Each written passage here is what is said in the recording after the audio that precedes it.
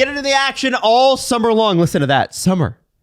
Woo! The season's over. The NHL season's over. The NBA season's over. But there's still lots happening at Sports Interaction, including we got the draft coming up. We got free agency coming up for both of those sports, plus tennis, golf, whatever it is you're into, baseball, all happening right now at sportsinteraction.com/SDPN. You can bet on those things. You can bet on free agency and draft. Exactly. And we're going to actually throw a bunch of props up in the Dangles Doozy section as well. And remember, everything's you can do before games, live and play all summer long. Head to sportsinteraction.com/SDPN or download the app to get started. It's 19 plus. Please play responsibly. Sheldon Keefe has been outcoached in every playoff series of his life in the NHL. So I think we know what he can't do. The let's see what he can do thing makes no sense to me. Do we really think Brad Treliving coming in will overhaul him as a coach? Who's we? Who's we? That's what I want to know. We's doing a lot of work in that question. It doesn't matter what I think. Doesn't matter what Adam thinks. Doesn't matter what you think, Jesse. Matters a little bit what Matty thinks. Yes. It matters what Brendan Shanahan thinks. And for some reason, unless the Shanahans send their regards, just absolutely stabs one of the core four in the back. He's convinced that running it back is the right choice. I agree. So I agree like with that the noise. grunt, not the sentiment. I know. Here's the one thing Vegas didn't, to bring it back to this, is that like nobody's comfortable there. You can't be. And I do feel like there's a comfort with the Leafs. I am starting to feel that. I can't deny it anymore. You can hate me for saying that.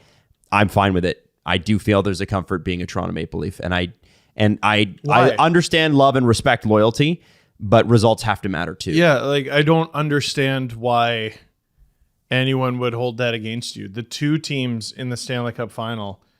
And I think they're an extremely talented team, so I'm not suggesting they're bad. The Hurricanes have made some pretty significant changes over the years. Yeah. As well, and some really difficult decisions and taking flyers on some guys. The Dallas Stars have they have like two cores. Mm-hmm. You know what I mean? Yeah. They've had to make some really difficult decisions. All the teams that had playoff success have had a lot of turnover. Make smart moves. Like, I don't know why that's a wild thing to say. And that's the thing, is that like, just because we can't conceive of what would come back for X player doesn't mean a deal can't happen. I think you see a lot of that online where it's like, well, you can't trade one of the core four. How could you possibly get better? And I think it's like, well, then you know what? Keep doing the same thing. Yep. Like, that's literally, we've asked general managers to be creative and bold, and I think we're entering an era of creative and bold general managers a lot more than they used to be. It was just before, it was like, oh, the cap. This trade deadline was one of the best ever. It was great. It was really good because teams finally, I keep saying it with COVID, there's less of tomorrow than there used to be. Yeah. And GMs think more short term, and that's great for the entertainment value. Mm-hmm. So it's such a great point, Adam, that, hey, maybe you just try something because what you're doing isn't working, and it's not our responsibility to come up with the trades that'll work in your favor. That's your job. You know who's not even a candidate for a job? Like, not even, you won't even get an interview, is anyone who's like, we're going to do a 5-year rebuild. Mm-hmm. We're going to make the playoffs in 5 years. Get the fuck out of my office. 5 years? Before we even make the playoffs? You stink. Get out of here. Get more clever. Whatever you need to do to make the playoffs in less than that, do that. Fuck off to some other front office where you can take this long trudge to nowhere. You know what I mean? It's 5 years? No way. No team means to take 5 years to rebuild. Mm-hmm. So what you're saying is you're hoping to be bad for long enough to draft your way out of your problems without doing anything clever in the meantime. So Sheldon Keefe. Oh yeah. So yeah, man, like firing him this offseason doesn't quite feel like the move, but also you got to go into the fucking playoffs thinking that your coach is going to outcoach the other guy. Mm-hmm.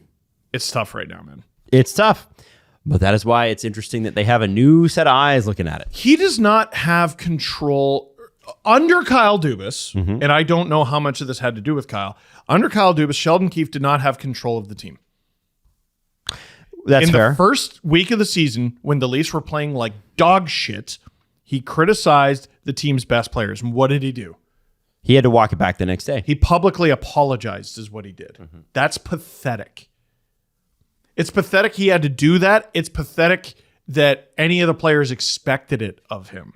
It's pathetic. Anyone in the organization thought they needed to have their feelings coddled like that. Dude, they were playing like shit.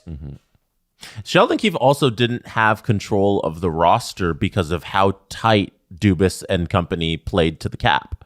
Like, they were running so close to the sun that there's no roster decisions to be made because they have it down to a penny of who can be in the starting lineup and be skating on the ice. And guess what? That means everybody's safe.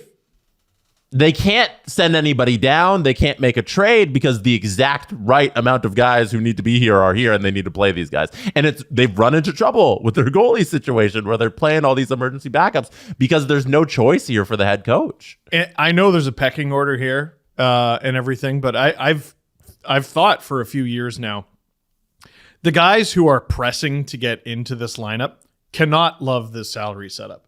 Like, I'm on the Marlies right now. Because why? I'm on the Marlies right now because the richest team in hockey can't fucking afford to have me up. Yep. And you're praying for an injury because then LTI or open up some cap space. And like, these guys, some of them are making like 70 grand. Like, compared to league minimum, which is more than 10 times that. You know what I mean?